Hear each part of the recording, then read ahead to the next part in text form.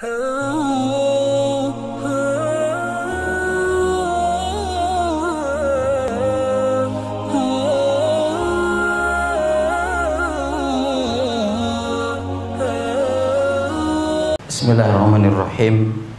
Assalamualaikum warahmatullahi wabarakatuh. Alhamdulillahi kafa, wassalatu wassalamu ala nabiyil mustafa wa ala alihi wa ashabihi ahli sidqi wal wafa. Usikum wa nafsi bitaqwallah azza wa jalla faqad fazal muttaquna wal mu'minun haitsu yaqulullahu ta'ala ya ayyuhalladzina amanu taqullaha haqqa tuqatih wa la tamutunna illa wa antum muslimun. Faqala ya ayyuhalladzina amanu taqullaha wa qulu qawlan sadida yuslih lakum a'malakum wa yaghfir lakum dzunubakum wa may yuti'illaha wa rasulahu faqad faza fawzan 'azima. Faqala Rasul sallallahu alaihi wasallam ittaqillaha haitsuma kunta wa adbi sayyi'atal hasanata tamhuha wa khaliqin nas bi khuluqin hasanin. Masyarul muslimin, Bapak, Ibu, hadirin jamaah majelis ilmu rahimani wa rahimakumullah. Alhamdulillah, puji syukur kepada Allah Subhanahu wa taala atas segala limpahan nikmah, taufik serta hidayahnya, sehingganya pada kesempatan malam hari ini kita dapat bermajelis ilmu bersama di musola ini. Mudah-mudahan apa yang kita upayakan berangkat dari keikhlasan kita untuk bertolabul ilmi dan mencari keberkahan dengan menghadiri majelis ilmu, karena adanya keutamaan yang sangat besar.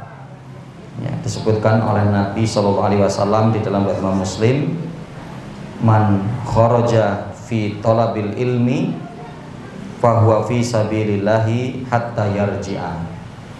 Di mana Rasul SAW mengatakan, barang siapa yang keluar dari rumahnya untuk bermajelis ilmu, maka mereka itu adalah di jalan Allah sampai mereka kembali ke rumah mereka. Ya. Sehingganya kehadiran kita ini adanya satu keutamaan tersendiri. Ya. Jadi jangan sampai kita hanya mengandalkan dari YouTube, ya, atau mengandalkan dari live streaming, ya, dan kita tidak mau menghadiri majelis ilmu, karena tetap tentunya berbeda keberkahan dan juga pahala yang akan kita dapatkan. Yang karenanya mudah-mudahan Allah selalu berikan kemudahan kita untuk mendalami ilmu-ilmu Allah Subhanahu wa taala. Salawat bering salam semoga tercurah atas Nabi kita Muhammad sallallahu alaihi wasallam, pada keluarga beliau, para sahabatnya, tabi'in, tabi'ut tabi'in, dan orang-orang senantiasa komitmen dalam menjalankan sunnah beliau sampai datangnya hari kiamat kelak. Allahumma la sahla illa ma ja'altahu sahla wa anta taj'alul hazna idza syi'ta sahla. Allahumma anfa'na ma'alamtana wa alimna ma yanfa'una. Allahumma zidna ilma. Bapak Ibu rahimani wa rahimakumullah, kita akan melanjutkan kajian kitab kita, kitab Fathul Majid, yang ditulis oleh Syekh Abdurrahman Al-Syekh rahimahullahu ta'ala. Dan kita pada kajian di malam hari ini akan mengkaji tentang man ja'a fi dabhi li ghairillah, ya, barang siapa yang datang untuk melakukan sesembelihan kepada selain Allah, ya. Artinya bahwa kita akan mengkaji bagaimana hal-hal yang terkait dengan sesembelihan, ya, terutama adalah sesembelihan yang dilakukan untuk selain Allah Subhanahu wa Ta'ala. Ayat yang diangkat di sini pertama adalah dalam surat Al-An'am ayat 162. A'udzubillahi minasyaitonirrajim. Qul inna sholati wa nusuki wa mahyaya wa mamati lillahi rabbil alamin. La syarika lahu wa bidzalika umirtu wa ana awwalul muslimin. Ya. Katakan sesungguhnya sholatku. Ya, di situ ada domir kepemilikan. Ya, yaitu ada domir ya yang menunjukkan kepemilikan kita. Artinya sholatku, sholat kita, sholat saya. Wa nusuki, dan ibadah sesembelihanku. Wa mahyaya, hidupku. Wa mamati, matiku. Lillahi rabbil alamin, hanya untuk Allah Rabb semesta alam. La syarikalah, tidak ada sekutu baginya. Wa bidzalika umirtu, dan seperti itulah aku diperintahkan. Wa ana awwalul muslimin, dan mudah-mudahan aku termasuk tergolong orang-orang yang muslim. Ya. Ikhwan fillah rahimakumullah, di antaranya kita mendapati ayat ini ayat yang sangat agung, ya. Ayat yang sangat istimewa, di mana Allah membuat satu konsep, ya, kepada kita, untuk kita agar meniatkan semua ibadah kita itu untuk Allah. Bahkan bukan hanya sekedar pada ibadah-ibadah yang mungkin kita maklumi, tapi juga adalah pada kehidupan kita, perkara-perkara yang mubah, selagi itu bukan maksiat, adalah untuk Allah. Ya. Katakan sungguhnya sholatku, ibadah sesembelihanku, hidupku dan matiku untuk Allah. Ya, hidup dan mati kita adalah untuk Allah, bukan untuk selain Allah. Ya, maka sangat merugi orang yang berjuang untuk negerinya, orang yang berjuang untuk sukunya, orang yang berjuang untuk golongannya, tapi bukan berjuang untuk Allah. Ya. Sehingga ini, ya, perkara yang sangat mendasar, sehingga mari untuk kita niatkan semua aktivitas kita selagi itu bukan maksiat kepada Allah adalah untuk, ya, ibadah kepada Allah. Dan nanti kita akan melihat penjelasan di sini, ya. Di antaranya disebutkan oleh Imam Ibnu Katsir, ya, dalam tafsirnya, kenapa Allah Subhanahu wa Ta'ala menggandengkan sholat dengan ibadah sesembelihan. Kul inna sholati wa nusuki, ya. Katakanlah sungguhnya sholatku dan ibadah sesembelihanku, ya. Kenapa kok Allah Subhanahu wa Ta'ala gabungkan? Nah, maka kita akan lihat di sini penjelasan Imam Ibnu Katsir. Qala Ibnu Katsir, ya'muruhullahu ta'ala an yakhbirul musyrikin alladzina ya'buduna ghairallahi wa yadbahuna lahu. Ya. Allah memerintahkan, ya, ya'muruhullahu ta'ala, Allah memerintahkan kepada Rasul, kepada, ya, Nabi Muhammad SAW untuk mengabarkan orang-orang musyrik, ya, yang mereka beribadah kepada selain Allah dan menyembelih untuk selain Allah. Ya. Untuk apa? Agar diperintahkan agar mereka untuk apa? Bi annahu akhlasholillahi sholatahu wa dabihatahu. Untuk agar mereka itu dapat mengikhlaskan hanya untuk Allah sholat mereka dan ibadah sesembelihan mereka. Ya. Kenapa? Li'annal musyrikina ya'budunal asnam wa yadbahuna laha. Ya. Jadi kenapa kemudian di sini kok Allah Subhanahu wa taala menyandingkan sholat dengan ibadah sesembelihan? Perintah sholat untuk agar sholat dilakukan untuk Allah dan ibadah sesembelihan juga dilakukan untuk Allah. Ya, karena orang-orang musyrik mereka beribadah kepada berhala-berhala dan menyembelih binatang-binatang yang diniatkan untuk berhala. Itu. Ya. Jadi kalau ternyata nanti kita melihat dan ini terjadi bagi umat Islam, berarti umat Islam ini telah meniru-niru orang musyrik. Satu sisi beribadah kepada Allah mungkin sholat, artinya kan begitu kan? Tapi di sisi yang lain menyembelih binatang yang diniatkan untuk selain Allah. Ya, nanti insya Allah akan kita sebutkan, terutama di tanah air kita di Indonesia ini, di beberapa tempat yang ternyata memang ada gitu loh, ya kan? Yang ternyata memang ada dan bisa jadi memang mereka adalah orang-orang yang sholat. Itu ya.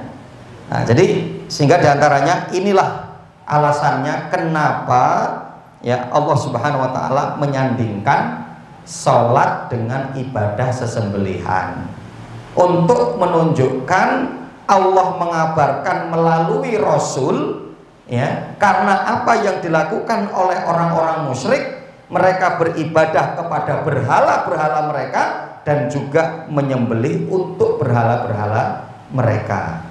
Ya. Nah, dimana kalau kita mendapati adanya seorang muslim yang mengerjakan sholat, tapi ya ada juga yang diantara mereka sholatnya kepada Allah, sholatnya untuk Allah, tapi menyembelih ya binatangnya, ternaknya bukan untuk Allah. Fa'amarahullahu ta'ala bimukhalafatihim wal inhirafu amma hum fihi wal iqbalu bil qasdi wan niyati wal azmi alal ikhlasi lillahi ta'ala. Dan Allah memerintahkan juga kepada Rasul untuk agar kita menyelisihi orang-orang musyrik ya, dari penyimpangan mereka ya, dengan untuk agar kita mengarahkan, menunjukkan niat azam kita, tujuan ibadah kita, sesembelihan kita itu adalah ikhlas karena Allah semata. Ya. Nah, adapun di sini juga disebutkan oleh Imam Mujahid an-nusuk ad-dabhu. Ya, jadi nanti kul inna sholati wa nusuki. Wa nusuki itu artinya apa? Ad-dabhu itu yang disebutkan oleh Imam Al-Mujahid. Ya. Jadi artinya bahwa ini tafsirnya gitu. Artinya ini artinya ya nusuk ya. Karena nanti diantaranya juga bahwa Rasul Shallallahu Alaihi Wasallam menyebutkan ibadah haji juga dengan nusuk, diantaranya kan khudhu anni manasikakum, ambillah dariku bagaimana cara manasikku, yang kadang kita pun membahasakan dengan istilah manasik haji kan gitu kan, manasik haji ya. An-nusuk ad-dabhu fil haji wal umrah ya. Jadi diantaranya bahwa an-nusuk itu adalah ad-dabhu, penyembelihan, fil haji wal umroh, pada waktu haji atau umroh. Wa nusuki diantaranya juga disebut kalau Imam At-Tauri, wa nusuki yaitu apa? Dzabhi ya, wa nusuki karena di situ disertai dengan domir ya. Wa nusuki ada ya yang menunjukkan kepemilikan, dikasrohkan huruf sebelum ya, itu menunjukkan kan satu kepemilikan ya. Jadi kalau baitun itu rumah, rumahku berarti baiti, baiti jannati, gitu kan ya. Jawalatun itu motor ya, jadi kalau motor saya jawalati, motor saya ya. Nah, ini khonfidin rahimakumullah ya. Kemudian di sini juga wa kadzalika qala ad-dhahak wa khairuhu wa mahyaya wa mati ay wa ma atihi fi hayati wa ma amutu alaihi minal imani wal amalu sholeh lillahi rabbil alamin ya. Jadi Imam ad-Dhahak mengatakan hidupku dan matiku artinya adalah tidaklah seseorang untuk mendatangkan hal-hal yang untuk menjadikan kehidupan bagi dirinya atau bahkan mungkin dia akan mati di dalamnya ya, kecuali adalah di dalam membangun iman dan amal soleh, itu adalah untuk Allah ya, untuk Allah ya. Sehingga segala sesuatu itu kalau untuk Allah akan mudah dan ringan dan akan menjadikan benar untuk langkah-langkah berikutnya ya. Jadi artinya dimana bahwa sekolahnya kita, sekolahnya anak kita untuk Allah, itu kan, mencari ma'isyahnya kita untuk Allah ya, menikahnya kita untuk Allah, berumah tangganya kita untuk Allah ya. Jadi semua itu akan menjadi ringan, dan dengan itu Allah akan membantu kita ya, Allah akan membantu kita ya. Nah, di antaranya kalau sampai ada orang yang mungkin malas dalam mencari ma'isyah ya, oh dia menyelisih perintah Allah ya. Dalam surat An-Naba ayat 10 ayat 11 itu kan jelas, wa ja'alna laila libasa wa ja'alna nahara ma'asya. Kami jadikan malam hari itu tempat untuk kalian istirahat, sedangkan siang hari untuk ma'isyah. Jadi ketika kita mencari ma'isyah itu yang kita niatkan untuk Allah, maka ini ibadah, maka kita harus semangat gitu loh ya. Ketika mungkin ditelepon, antum lagi di mana? Saya lagi ibadah gitu kan, lagi ibadah jam segini. Ibadah apa? Cari ma'isyah. Cari ma'isyah itu ibadah ya. Jadi sehingga jangan sampai salah gitu kan ya. Bahkan kadang pendidikan anak kita, menyekolahkannya, niatnya sudah salah ya. Niatnya untuk agar dapat ijazah, nanti kemudian bisa mendaftar di perusahaan-perusahaan mentereng, dapat gaji besar, udah orientasinya dunia, bukan untuk Allah ya. Nah, coba kalau potensi umat ini lillah, Masya Allah, potensi umat itu diniatkan untuk Allah ya, segera kebangkitan umat itu, segera kebangkitan Islam itu ya. Ya, tahu-tahu dia sumbangkan anaknya, anak saya ini ahli komputer Ustaz, gitu kan, ahli komputer, dia bisa setting-setting, dia bisa membuat program, gunakan Ustaz untuk Islam, gitu kan. Kita butuh ya, kita butuh orang-orang yang pandai komputer, kita butuh orang-orang yang pandai mesin, kita butuh, gitu kan ya. Jadi ketika kita akan mengambil untuk anak kita pada jenjang spesialisasi setelah penanaman imannya itu baik, gitu loh, jenjang SMP, jenjang SMA, pesantren, hafidkan Al-Quran. Setelah itu dia punya kecenderungan di komputer, masukkan komputer untuk ahli komputer. Tapi apa? Lillah. Ketika dia nanti menjadi dokter, dokter lillah, untuk Islam, sudah untuk Islam ya. Sehingga ya ketika potensi-potensi kita itu untuk itu, maka ya akan memberikan kebaikan untuk umat ya. Yang karena kadang potensi besar, potensi banyak, tapi enggak untuk Allah, tapi enggak untuk Islam, gitu kan ya. masih dengan dokternya dengan tarif yang tinggi, nggak melihat orang-orang lemah, gitu kan? Kemudian diberikan kelancaran, rezekinya melimpah untuk buat rumah, beli tanah, beli yang untuk Islam mana? Ya. Tapi kalau semua lillah, masya Allah, ya. Kalau semua itu lillah dan konteksnya, Allah akan mudahkan untuk kita. Selagi kita menolong agama Allah, selagi kita menegakkan syariat Allah, pasti Allah akan menolong kita. Ini dalil pertama ya, dalil pertama. Di sini juga disebutkan wa wajhu ya mutabaqatil ayati litarjamah, dan konteks hubungan antara ayat ini dengan kajian kita. Anallaha ta'ala ta'abbada ibadahu bin ayyataqarrabu ilaihi bin nusuk kama ta'abbadahum bis shalah wa ghairuha min anwa'il ibadat.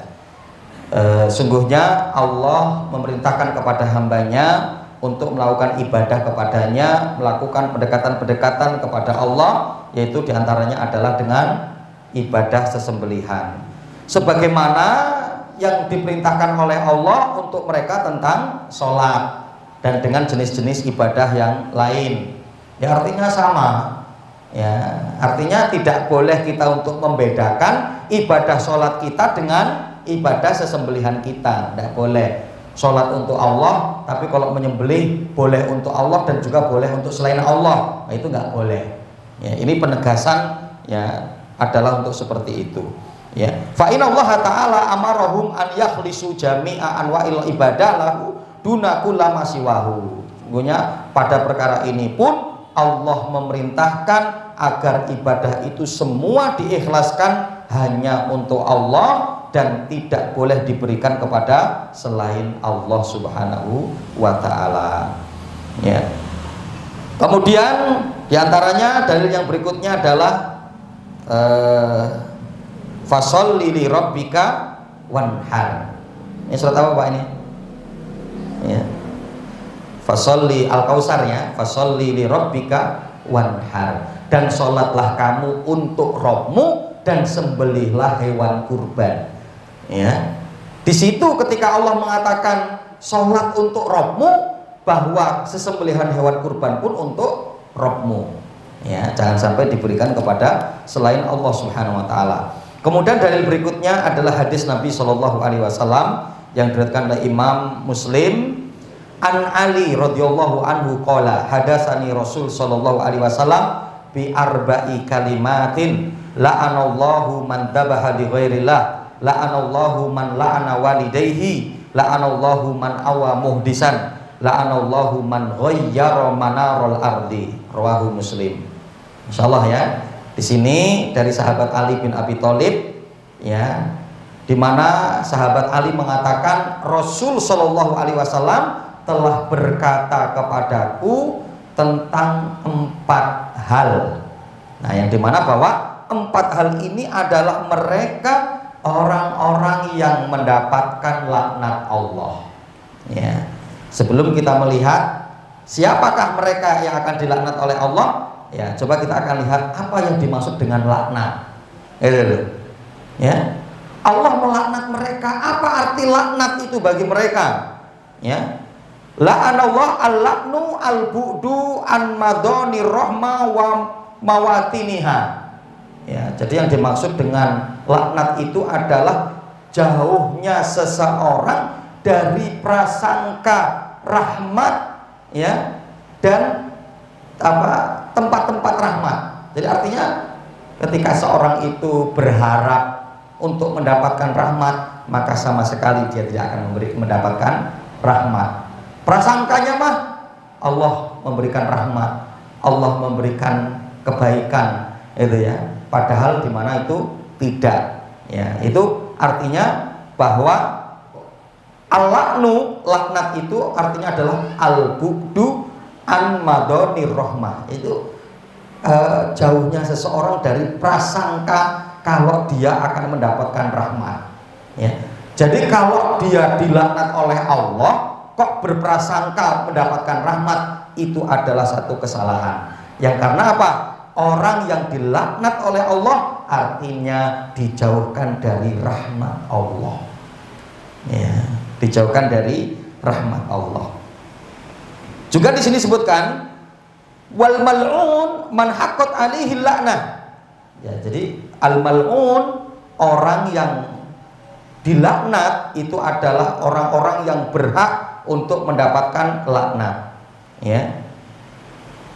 Qala Abu Sa'adat, ya, Imam Abu Sa'adat mengatakan aslul lakni at-tardu wal ib'adu anillah.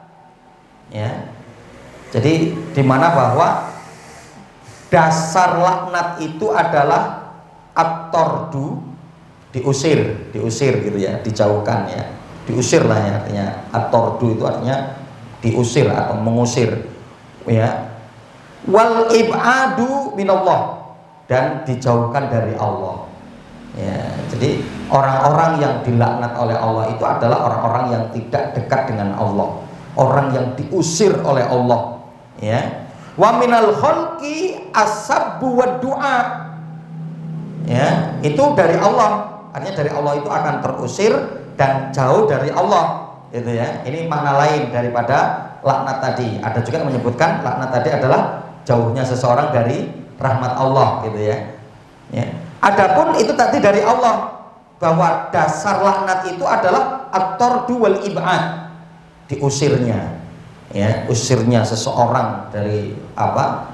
Dari Allah, kebaikan-kebaikan dari Allah, dan dijauhkannya seorang itu dari Allah. Wa minal khalqi, adapun ketika ada hamba atau manusia yang melaknat, artinya adalah as-sabbu wad du'a. Itu apa? Mencela dan mendoakan. Ya. Artinya saya laknat kamu. Itu artinya mencela dan mendoakan buruk. Gitu ya. Meskipun nggak menyebutkan bahwa saya laknat kamu begini, saya laknat kamu begini, dengan dia mengatakan kamu saya laknat, itu sudah mengartikan bahwa seorang itu mencela atau mendoakan buruk untuk orang tersebut. Ya. Nah, siapa mereka? Ya, yang artinya bahwa ketika mendapatkan laknat Allah itu adalah keburukan. Mereka yang mendapatkan laknat Allah itu berarti tidak mendapatkan rahmat Allah. Orang yang dilaknat oleh Allah Subhanahu wa taala itu adalah terusir dari Allah, ya, jauhnya diri mereka dari Allah Subhanahu wa taala. Padahal diantaranya rahmat itu adalah satu yang sangat dibutuhkan oleh seorang hamba, ya, bahkan di mana yang akan menjadi, ya, untuk dimasukkannya kita ke dalam jannah itu karena rahmat Allah, ya, karena rahmat Allah Subhanahu wa taala. Siapa dari sahabat Ali ini ketika beliau mengatakan Rasul telah mengatakan kepadaku tentang 4 hal. Yang pertama, la'anallahu man dzabaha li ghairillah. Sungguh Allah melaknat orang-orang yang menyembelih, ya, selain untuk Allah. Ya, jadi ketika adanya orang-orang yang menyembelih hewan ternaknya kepada selain Allah, maka mereka terlaknat, ya, jauh dari rahmat Allah, terusir, ya, dijauhi oleh Allah, ya. La'anallah man la'ana walidayh. Yang kedua, Allah melaknat siapapun yang melaknat orang tuanya. Ya, itu yang kedua. Allah melaknat siapapun yang melaknat orang tuanya. Nanti di hadis yang lain Rasulullah ditanya, ya Rasulullah, ya, hal yasubbur rajulu abahu. Ya Rasulullah, apakah ada seseorang yang dia akan mencela bapaknya, ibunya, akan melaknat bapaknya atau ibunya? Ya, kemudian apa kata Rasulullah? Ketika ada seseorang yang mencela bapak temannya sehingga temannya itu mencela bapak dia, maka itulah bentuk laknat atau celaan. Itu, ya. Jadi artinya apa, Bapak Ibu rahimani wa rahimakumullah, ya. Jadi memang kita mungkin nggak mencela bapak kita, kita tidak melaknat orang tua kita, tapi dengan kita memulai mencela orang tua teman kita, yang itu menjadikan dia untuk mencela orang tua kita, maka inilah bentuk laknat kita kepada orang tua kita. Ya. Maka begitu juga untuk ilah yang lain, kita kan nggak boleh. Janganlah kalian itu mencela ilah-ilah yang lain selain Allah Subhanahu wa Ta'ala. Kan itu menjadi penyebab mereka nanti akan mencela ilah kita. Itu maka untuk dihindari, ya, untuk dihindari perkara-perkara seperti itu. Kemudian yang ketiga, la'anallah man awa muhdisan. Yang ketiga, Allah melaknat siapapun yang melindungi ahlu bid'ah, ya, melindungi, menyelamatkan, ya, menolong. Nah, itu dilaknat oleh Allah. La'anallah man awa muhdisan. Kemudian yang keempat, la'anallah man ghayyara manarul ardi. Ya, Allah melaknat siapapun yang merubah patok tanah. Ya. Nah, itu kan menggeser, ya, masalah dikit-dikit gitu kan, nggak ada orang gitu kan, geser patoknya. Besok lagi ya, semeter, 2 meter, 5 meter, maka masya Allah. Yang diantaranya disebutkan dalam hadis yang lain itu kan apa? Akan dihimpit oleh 7 bumi, ya, di alam kuburnya. Maka masya Allah, ya, sebetulnya kadang keuntungannya itu apa gitu ya, ya, kadang itu artinya kalaupun kebun gitu loh, ya, ketika semuanya apa ngambil 2 meter kali 50, 100 contoh mungkin kan, ya, lah tanah kita juga lebar loh, gitu kan. Tanah kita juga kan mungkin lebar 1 hektar contoh mungkin gitu kan, ngambil punya tetangganya 1 meter, 2 meter, 3 meter, tapi kan kali gitu kan, ya juga kan cuman segitu sih. Ukuran 5 meter kali 50 juga untuk apa, gitu kan, ya, 5 meter kalau di kota ya untuk rokok gitu ya. Ini kan tadi bicara kebun gitu loh, ya, Pak, itu nggak ini banget kalau di kota, apa, di kebun istilahnya begitu kan. Ya, ndak ini ya, artinya ya kan masih luas kebun itu, kebun kita pun ada, istilahnya kan begitu ya. Untuk apa gitu kan, yang akan berdampak kepada kondisi yang sangat besar di hadapan Allah Subhanahu wa Ta'ala. Kemudian dalil yang berikutnya, ini hadisnya riwayat Imam Ahmad. Wa an Thariq bin Syihab anna Rasul sallallahu alaihi wasallam qala dakhalal jannata rajulun fi dubabin wa dakhalan nara rajulun fi dubab. Qalu kaifa dzalika ya Rasulullah? Qala marra rajulani ala qaumin lahum sanamun la yujawizuhu ahadun hatta yuqarriba lahu syai'a. Faqalu li ahadihima qarrib. Qala laisa indi syai'un uqarrib. Qalu lahu qarrib walau dubaban. Faqarraba dubaban fakhalau sabilahu fadakhala an-nar. Wa qalu lil akhar qarrib. Faqala ma kuntu li uqarriba li ahadin syai'an dunallah azza wa jalla. Fadarabu unuqahu fadakhala al-jannah. Ya. Dari sahabat Thariq bin Syihab, ya, mengatakan bahwa Rasul sallallahu alaihi wasallam bersabda, telah masuk ke dalam surga seseorang disebabkan karena seekor lalat, ya, dimasukkan ke dalam surga seseorang karena seekor lalat, dan dimasukkan juga seseorang ke dalam neraka gara-gara seekor lalat, ya. Para sahabat bertanya, ya Rasulullah, bagaimana hal itu bisa terjadi? Hanya gara-gara seekor lalat menjadikan seorang masuk surga, dan hanya gara-gara seekor lalat menjadikan seorang masuk neraka. Maka Rasulullah kemudian menceritakan, marra rajulani ala qaumin lahum sonamun. Lewat 2 pemuda di satu desa, ya, yang di desa itu punya berhala-berhala.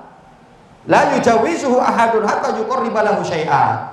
Setiap ada tamu asing yang lewat ke kampung tersebut, tidak boleh melanjutkan perjalanannya, tidak boleh melanjutkan perjalanannya sampai mengorbankan sesuatu yang bisa diberikan untuk berhala-berhala. Qalu li ahadihima, ada salah kepala kampung tersebut kemudian berkata ke salah satu pemuda, "Qorib, lakukan kurban."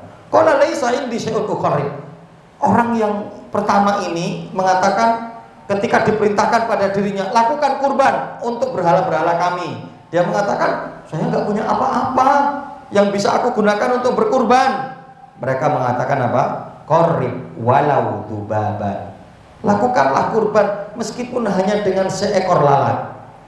Ya, faqarraba dubaban fakhalau sabilahu fadakhalan nar. Kemudian pemuda tadi ngambil lalat yang kemudian dia sembelih, diniatkan untuk berhala-berhala kampung tersebut, kemudian perjalanannya dimuluskan, tapi ketika dia meninggal, Rasulullah mengatakan dia masuk neraka gara-gara seekor lalat yang dia sembelih dan dia niatkan untuk berhala-berhala. Wa qalu lil akhar, kemudian berkata kepada pemuda yang kedua, "Qorib, lakukan kurban untuk berhala-berhala kami." Faqala ma kuntu li uqarriba li ahadin syai'an dunallah azza wa jalla. Ya, saya kalaupun kurban itu enggak mungkin saya berikan kepada selain Allah. Kalau saya akan berkurban, hanya akan aku berikan kurban itu kepada Allah. Ya, dengan istiqomahnya dia, dengan kemudian keteguhan dia untuk tidak berkurban kepada para berhala yang ada meskipun hanya dengan seekor lalat, maka apa? Fadarabu unuqahu fadakhalal jannah. Akhirnya orang-orang kampung itu membunuhnya, yang kemudian pemuda ini akhirnya masuk surga gara-gara seekor lalat untuk mempertahankan dirinya agar tidak terjerumus dengan apa yang dilarang oleh Allah, terjerumus kepada mensekutukan Allah Subhanahu wa Ta'ala. Ya, jadi masya Allah gitu ya. Nah, kalau kita lihat ini kan kecil ya, ayam itu lebih besar dari dzubab, dari lalat gitu kan. Apalagi kambing itu lebih besar lagi, sapi lebih besar lagi, kerbau lebih besar lagi. Ya, tapi ternyata apa? Ini yang banyak kemudian terjadi di tengah-tengah umatnya. Nah, ikhwan fillah rahimakumullah, di sini diantaranya disebutkan oleh Syekh Nu'man bin Abdul Karim, ya, dalam salah satu kitab beliau, ya, Taisiru Usuli ila Nailil Ma'mun Ma'mul bi syarhi salah satu usul. Ya, beliau menyebutkan di sini kaitan dengan adanya 4 macam sesembelihan. Yang pertama, sesembelihan ibadah. Ya, sesembelihan ibadah. Ya, jadi sembelihan ibadah itu ya contoh kaitan dengan akikoh, itu kan sesembelihan ibadah. Ya, kemudian al-hadiyu, ya, pada waktu melaksanakan ibadah haji, ya. Kemudian juga kurban, itu kan ibadah, ya. Nah, maka ini dimana berpahala diniatkan ikhlas karena Allah, ya, berpahala, ya. Kemudian yang kedua, sesembelihan yang syirik, ya, sesembelihan yang syirik, ya, yaitu ya dimana ketika seorang menyembelih dalam rangka untuk mendekatkan diri kepada selain Allah dalam bentuk ibadah sesembelihan dengan adanya satu pengagungan, ya, seperti menyembelih yang diniatkan untuk Nyi Roro Kidul gitu kan, menyembelih yang diniatkan untuk jin, ya, untuk penjaga laut selatan, pantai selatan, untuk penjaga gunung, ya. Nah, ini adalah sesembelihan yang syirik, ya. Kemudian yang ketiga, sesembelihan yang bid'ah, ya. Sembelihan yang bid'ah di mana bahwa Syekh Nu'man bin Abdul Karim menyebutkan, ya, diantaranya bahwa ketika seorang menyembelih untuk acara-acara yang tidak disunahkan oleh Nabi, itu ya, untuk acara-acara yang apa namanya tidak disunahkan oleh Nabi Shallallahu Alaihi Wasallam, ya. Itu ya contoh untuk maulid, gitu kan, ya, untuk suatu yang tidak disunahkan ya oleh Nabi Shallallahu Alaihi Wasallam. Kemudian yang keempat adalah sesembelihan yang mubah, ya. Jadi artinya sesembelihan selain Allah itu ya tidak mesti harus bahwa dia menyembelihnya itu untuk kegiatan yang kaitannya dengan Allah atau tentang Allah, ya. Artinya diantaranya juga ada sesembelihan yang mubah, ya, yang dimana bahwa itu dia menyembelih untuk menghormati tamu. Nah, itu boleh. Menyembelih untuk jualan, ya, itu boleh, ya. Atau menyembelih karena kepepet, gitu ya. Karena kepepet itu apa? Kambingnya kakinya kecempet atau apa begitu kan? Yang udah, atau masuk angin, gitu kan? Ya, kambingnya masuk angin ketimbang mati, kemudian tidak memiliki harga, bisa dimanfaatkan, ya, sebelum mati kemudian untuk disembelih. Nah, artinya ini adalah sesembelihan, jenis-jenis sesembelihan yang diperbolehkan, gitu. Jadi nanti, loh, saya menyembelih ini untuk tamu, berarti kan bukan untuk Allah, gitu ya. Ya bukan begitu, ya. Jadi artinya menyembelih untuk tamu, tapi karena Allah. Karena apa? Allah memerintahkan bagi kita untuk menghormati tamu, gitu kan. Ya, man kana yu'minu billahi wal yawmil akhir fal yukrim doifahu. Ya, Rasulullah dan Imam Muslim mengatakan barang siapa yang beriman kepada Allah dan hari akhir maka hendaklah untuk, ya, yaitu menghormati tamunya, gitu ya. Maka masya Allah, setidaknya ya konsep kita kepada tamu itu keluarkanlah yang terbaik yang ada di rumah kita, ya. Karena kalau dulu di kalangan para ulama kita, dari kalangan para sahabat itu kan, kalau ada tamu ya kambingnya yang gelisah, gitu kan, ya, sapinya gelisah, gitu ya. Waduh, jangan saya mau dipotong ini, gitu ya. Kalau kita itu nomor sekian mungkin, gitu ya. Ya, kalau kita hari ini ada tamu ya itu nomor sekian, gitu ya. Ya, jadi pokoknya di zaman kita kalau ada tamu kambing aman, ya. Pokoknya kalau ada tamu di zaman kita sapi aman, gitu ya. Ya, mereka tidak menjerit-jerit karena takut akan dipotong. Nah, jadi artinya setidaknya kalau kita tidak sampai kepada derajat itu ya keluarkanlah yang terbaik, gitu. Ya, di kulkas kita ada kue, ada roti, ada minuman apa yang enak, keluarkan, gitu ya, dalam rangka untuk ikramut duyuf, memuliakan tamu. Wallahu a'lam bishawab. Sudah masuk sholat isya, mungkin kita adzan terlebih dahulu. Nanti sedikit kita akan lihat ritual-ritual sesembelihan yang banyak terjadi di Indonesia.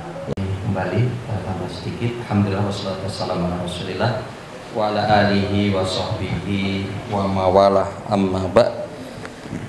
Bapak Ibu rahimani wa rahimakumullah, kita berikutnya ini akan coba melihat ritual-ritual persembahan yang dilakukan di tanah air, ya, kaitan dengan sesembelihan, ya. Dan jadi artinya bahwa perkara ini ada, itu kan berarti terjadi di tengah-tengah umat, di tengah-tengah kaum muslimin, ya. Begitu juga berarti di masyarakat kita yang karena kita tinggal di Indonesia, ya. Sehingganya jauh-jauh hari diantaranya dalam surat Al-An'am tadi Allah sudah mewanti-wanti, gitu ya, melalui Rasulnya untuk mengabarkan kepada umatnya kenapa Allah menyandingkan, ya, kul inna sholati wa nusuki, ibadah sholat itu dengan ibadah sesembelihan, karena ya akan adanya sebagaimana yang dilakukan oleh orang-orang orang-orang musyrik yang mereka beribadah kepada berhalanya, ya, dan kemudian melakukan ibadah sesembelihan untuk berhalanya, ya. Dan kita mendapati diantaranya ternyata di tengah-tengah kaum muslimin yang mereka melakukan sholatnya itu untuk Allah, tapi ternyata juga melakukan ibadah sesembelihannya kepada selain Allah. Dan ini ya ternyata ada dan terjadi. Yang pertama adalah ritual labuhan, ya, disebut dengan sebagai ritual labuhan. Dalam prakteknya dilakukan pemendaman kepala kerbau, ya, di puncak Gunung Merapi di awal bulan Muharram dan di penghujung bulan Rajab setiap tahunnya sebagai persembahan kepada Kiai Sapu Jagat yang diklaim merupakan jin penguasa Gunung Merapi. Nah, berarti kan dilakukan ya menyembelih kerbaunya, ya. Jadi artinya kan penanaman kepala kerbau itu kan bukan tanpa melalui sesembelihan gitu ya. Ya, atau walau alam suap juga karena musyrik jadi nggak pakai sembelih gitu kan, pakai pentung mungkin kan gitu ya. Tapi bahwa kita pahami ya mereka menggunakan sesembelihan juga. Berarti kan apa? Sesembelihannya yang dilakukan ya bukan untuk Allah, bukan untuk ketaatan kepada Allah, bukan untuk ibadah kepada Allah, diberikan kepada selain Allah dengan adanya keyakinan-keyakinan tertentu gitu ya. Nah, inilah kaitan dengan keyakinan, inilah kaitan dengan i'tiqad yang akan merusak daripada akidah, merusak daripada tauhid.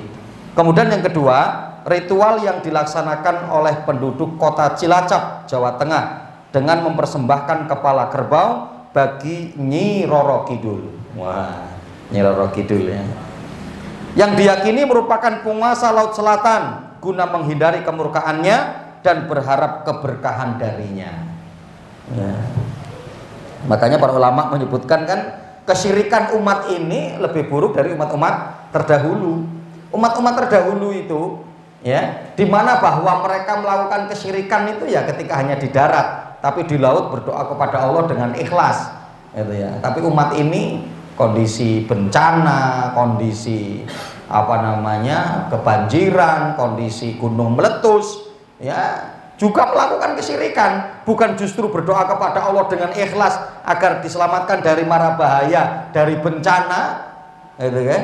Malah mereka, ini karena sesaji kita kurang gitu ya, malah ingin menambah kemusyrikan lagi gitu kan. Ini karena biasanya kita motong sapi, ini kerbau ini kita cuma motong sapi gitu kan. Biasanya kerbau 3 ini cuma 1. Wah, ini ya, Masya Allah ya. Kemudian yang ketiga, ritual yang dilakukan di Yogyakarta di Pantai Samas, ya namanya Pantai Samas ya, dan di beberapa tempat lain ya. Yaitu apa? Mereka menyembelih sapi untuk dipersembahkan kepada penguasa Laut Selatan agar berkenan membantu melaksanakan proyek pembangunan mereka ya. Di antaranya adalah pembangunan jembatan yang menghubungkan antara kota Surabaya dan Madura, ya, Suramadu, ya, yang itu adanya ritual begitu, yang menyembelih sapi, yang kemudian untuk agar aman, agar penjaga-penjaga daerah tersebut, ya, dari makhluk halus itu memuluskan, gitu kan, memudahkan untuk proyek-proyek mereka. Yang keempat, ritual yang dilakukan sebagian pedagang pasar tradisional Banyumas, Jawa Tengah dengan mempersembahkan kepala kambing dan beragam makanan untuk Sungai Serayu dengan cara melarungnya di sungai tersebut. Ritual ini termasuk dalam kegiatan Festival Sedekah Pasar Banyumas. Tujuan ya penyelenggaraannya untuk ya agar menjauhkan dari takdir-takdir yang buruk. Nah, ya artinya di sini apa? Ya, disembelihkannya kambing, sembelihan lagi yang diberikan kepada selain Allah Subhanahu wa Ta'ala dengan adanya keyakinan-keyakinan tertentu. Kemudian sebagaimana yang kelima, sebagaimana penduduk kota Kulon Progo, Jawa Tengah ya, sebelum pelangsungan akad nikah mereka mempersembahkan kurban berupa ayam, padi dan macam-macam makanan kepada arwah kakek dan nenek mereka agar selalu dinaungi keselamatan. Wah, itu ayam yang diberikan untuk ruh arwah ya orang tua mereka ya. Agar apa? Ya diantaranya pesta ya pernikahan itu berjalan sesuai dengan rencana, ya. Kemudian yang keenam, sesembelihan kerbau oleh para penggarap proyek, ya. Jadi kadang kan begitu ya para kerja-kerja proyeknya. Di antaranya ini dilakukan di Purwokerto, ya, disembahkan kepada jin yang dikenal dengan sebutan haji, ya, kamilin, agar tidak terjadi kecelakaan pada jalan yang sedang mereka kerjakan. Ya. Jadi aneh kan gitu ya. Nanti ketika ada kecelakaan, ya bukan karena inilah gara-garanya, karena kita lakukan sesembahan, karena kita menyembelih bukan untuk Allah, harusnya kan begitu. Tapi kadang ketika ada kecelakaan, oh kemarin yang disembelih kambing sih, bukan sapi gitu kan. Coba kalau sapi aman. Nah, jadi terjadi seperti itu, ya. Kemudian juga sebagian penduduk sekitar Rawapening, ya, Ambarawa, Jawa Tengah, melakukan ritual persembahan berupa ayam, nasi dan yang lainnya kepada penguasa danau kecil. Ini yang mereka sebut dengan Mbah Baru Klinting. Wah, Mbah Baru Klinting, ya. Agar mendapatkan kemudahan darinya dalam bekerja sebagai bentuk syukur, ya, kepadanya, sekaligus harus harap memperoleh keberkahan, ya. Nah, ini menyembelih ayam. Demikian juga yang terjadi di Yogyakarta, melakukan persembahan berupa rokok, pisang, padi, dan setetes darah ayam jika mereka akan melangsungkan walimah. Wah, setetes ayam ya yang disembelih. Nah, berarti kan yang disembelih, ya. Sebelum melakukan yang kesembilan, sebelum melakukan pembangunan pabrik-pabrik jembatan atau bangunan besar lainnya, sebagian orang menyembelih sapi atau kerbau dan kemudian melumuri pondasi dengan darah sesembelihan tersebut, ya. Selanjutnya, kepala hewan tersebut dipendam di daerah proyek bangunan agar proyek berjalan lancar sesuai rencana tanpa gangguan jin, ya. Dan bahkan kita pernah ya di satu sekolah, ya, di satu sekolah yang akhirnya terungkap berapa tahun yang lalu itu disembelihkan kambing yang kepalanya ditimbun di sekitar sekolah itu. Maka Masya Allah ya, sungguh dahsyat, terjadi kesurupan massal itu luar biasa, ya. Jadi sampai kita itu dikabari hari apa gitu ya, ketika kalau nggak salah itu sekitar hari Jumat atau pokoknya kemudian kita sanggupi hari Senin, ya, kita ke sana satu mobil. Waktu itu kita rombongan tim ruqyah gitu ya. Ketika itu kami menyarankan yang dibawa yang kemarin kesurupan saja, yang kalau enggak usah sekolah, maksudnya hari itu sekolah diliburkan gitu kan, hari itu sekolah diliburkan, ya. Nah, ternyata ketika itu ditempatkan di aula, ya, ada aula, anak-anak yang kemarin kesurupan itu di sana, ditaruh di sana gitu ya. Ketika kami belum datang itu ya mereka nggak kesurupan gitu ya. Ya, ketika kami datang baru kesurupan mereka. Ya, jadi kita belum sempat ngobrol-ngobrol di kantor dengan kepala sekolah dengan ini. Wah, itu udah pada gelisah. Itu Ustadz kayak mana ini Pak? Wah, anak-anak udah pada kesurupan ini gitu ya. Ya, Masya Allah itu ya. Dan waktu itu ya kita kesulitan betul karena nambah terus, yang sana jerit, yang sana ketawa, yang sana ngamuk-ngamuk begitu kan, ya. Ditambah lagi ketika yang kesurupan itu perempuan, yang megangi cowoknya, gitu kan. Wah, kesempatan ini, gitu kan, kesempatan ini, gitu kan. Ya, akhirnya ada sesuatu yang nggak syar'i. Akhirnya kemudian kita putuskan, kita sampaikan ke kepala sekolahnya, ini yang laki-laki semua untuk dikeluarkan, kecuali gurunya, gitu ya, kecuali gurunya. Ya. Kemudian ketika itu ternyata selesainya itu dengan apa? Dengan kita cari rajanya, gitu kan. Jadi ketika ada kesurupan itu, siapa rajanya ini? Tunjuk tangan dia. Wah, ini rajanya ini. gitu ya, rajanya. Kemudian rajanya masuk Islam dan mengislamkan yang lain. Ya. Ada juga tapi yang belum sadar dari kesurupannya.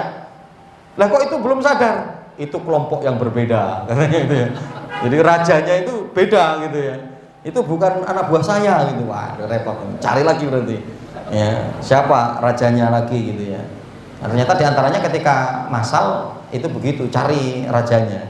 Biasanya ada rajanya, ada bosnya, ada ininya gitu ya, ada pembimbingnya mereka itu ya.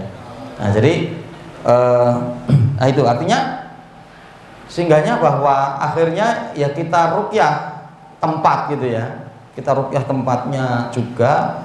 Kemudian ketika adanya satu yang dipendam, ada suatu seperti itu harusnya dicabut, itu kan. Tapi kan nggak ngerti itu berapa tahun yang lalu itu waktu kepala sekolahnya Pak Fulan, karena memang di sini terjadi hal-hal yang tidak baik. Orang-orang pinter kalau datang ke sini bilang bahwa sekolah ini tidak nyaman gitu kan. Akhirnya diperintahkan oleh mereka untuk memotong kambing ya, yang kepalanya ditimbun di sana. Nah ini artinya saya katakan justru untuk menyuburkan bangsa jin. Bangsa jin pasti betah di sini, itu kan. Makanya sampai puluhan kan yang kesurupan itu, ya puluhan ya. Kalau kita mungkin satu mobil itu kan cuma berapa sih ya dulu ya, 6 atau 7 orang, sana puluhan. Wah repot itu kan, kalau udah mengatasi yang model seperti itu. Nah ini ikhwan fillah rahimakumullah ya, jadi artinya inilah realita yang terjadi, sehingga perlu untuk kita kaji, perlu untuk kita bahas ya, bagaimana kondisi bahwa hukum ketika adanya seorang yang menyembelih ya bukan untuk Allah Subhanahu wa taala, dan ternyata itu adalah satu kesyirikan yang harus kita tinggalkan. Wallahu taala alam. Ada mungkin tanyakan? Silakan Pak Komar. Assalamualaikum warahmatullahi wabarakatuh. Tadi disebutkan ada syirik, ada bid'ah dan mubah. Iya. Kebetulan ini baru lewat beberapa hari, belum ada 1 bulan, yaitu tahun baru. Iya. Menyembelih pada malam tahun baru. Sengaja ayam itu disisihkan untuk malam tahun baru. Nah ini termasuk dari syirik, bid'ah atau mubah. Iya. Yang kedua begini, kebetulan saya sudah 2 tahun ini selalu diundang penyembelihan korban di daerah Pulang Bawang.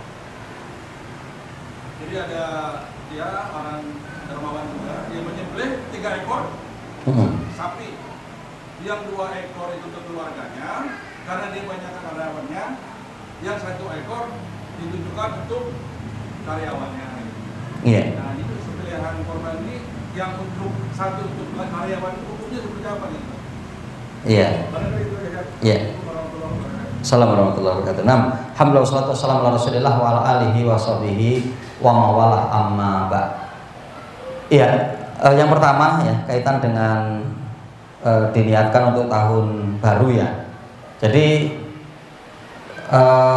kalau disertakan dengan adanya niat, maka akan jatuh dari salah satu daripada 4 hal tadi, yaitu kaitan dengan menyembelih yang bid'ah Pak. Itu karena ya ulang tahun itu atau tahun baru itu adalah satu yang tidak disunahkan oleh Nabi Shallallahu Alaihi Wasallam. Kalau kita sebelumnya nyembelihnya banyak dan masih sisa, kita makan di malam tahun baru atau di malam tahun baru atau di 1 tahun barunya gitu kan, itu nggak ada masalah. Yang penting juga jangan untuk bakar-bakar sengaja gitu ya. Ya pokoknya makan malam lah gitu loh, makan malam ya.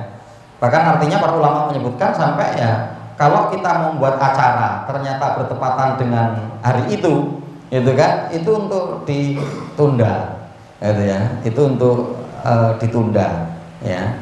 Nah, ini jadi artinya untuk seperti itu, dan ini masuk dalam kategori adalah penyembelihan yang bid'ah. Wallahu taala alam. Kemudian yang kedua kaitan dengan kurban karyawan tadi ya. Jadi yang saya pahami kaitan dengan masalah kurban ini, artinya kurban itu memiliki panduan, kurban itu memiliki cara ya, kiat ya, yang dicontohkan oleh Nabi Shallallahu Alaihi Wasallam.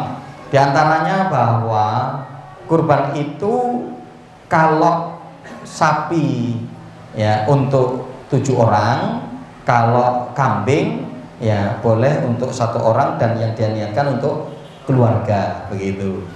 Nah jadi artinya bahwa tidak ada kurban perusahaan, kurban sekolah, kurban karyawan. Ketika itu jelas fulan-fulannya, maka tidak mengapa.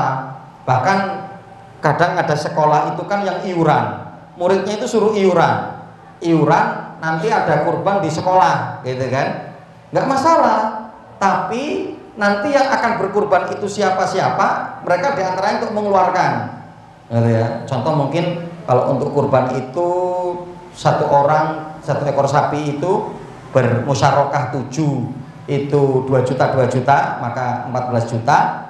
Dan gurunya itu yang 7 orang ditetapkan mungkin oleh kepala sekolahnya, tahun ini yang akan berkurban dari sekolah fulan. Nah dia untuk mengeluarkan 1 juta, yang lain nanti dari murid tadi, itu gak ada masalah. Itu artinya murid itu membantu untuk gurunya berkurban, itu boleh itu. Tapi kalau kemudian motong sapi kumpulan dari anak-anak dari guru, ini kurbannya siapa? Kurban sekolah. Loh sekolah kok untuk kurban? Ya, sekolah itu gak ada beban untuk kurban. Ya, kepala sekolahnya yang wajib untuk kurban karena dia dapat uang banyak istilahnya kan gitu ya. Kepala sekolahnya yang kurbannya harus banyak. Ya, artinya harus berkurban gitu. Nah, jadi kalaupun tadi perusahaan karyawannya banyak, dipilih aja Pak karyawannya, nggak ada masalah.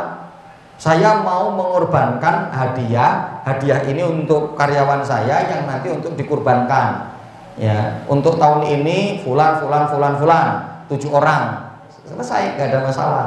Tapi kalau kurban perusahaan, nah ini nggak ada gitu ya. Kurban perusahaan itu kurbannya siapa gitu kan. Ya, kalau semuanya dia sendiri berkurban ya jelas itu kurban dia, mungkin seperti itu. Wallahu a'lam bishawab. Ada lagi Pak mungkin? Ya, silakan Pak.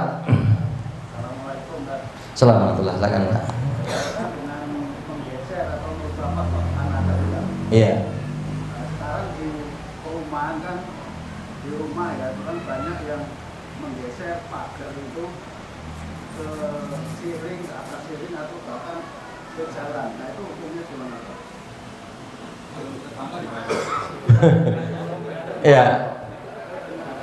Berarti pagernya ngeliwatin siring di pinggir jalan. Iya.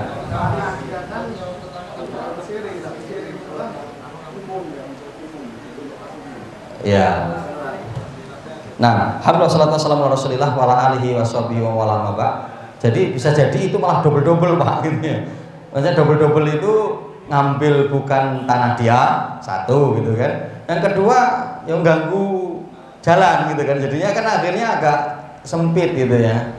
Dan ya artinya Masya Allah ya, ini juga yang perlu untuk kita perhatikan, menjadi satu perhatian juga bagi kita gitu. Jadi kadang konsep Islam itu kan sudah luar biasa ya. Jadi sampai termasuk daripada cabang keimanan itu kan adalah imatatul adza anitorik, menyingkirkan gangguan yang ada di jalan. Nanti Imam An-Nawawi rahimahullah diantaranya menjelaskan gangguan di jalan itu ya termasuk ketika kita memberikan air yang becek di jalan, itu termasuk gangguan itu gitu.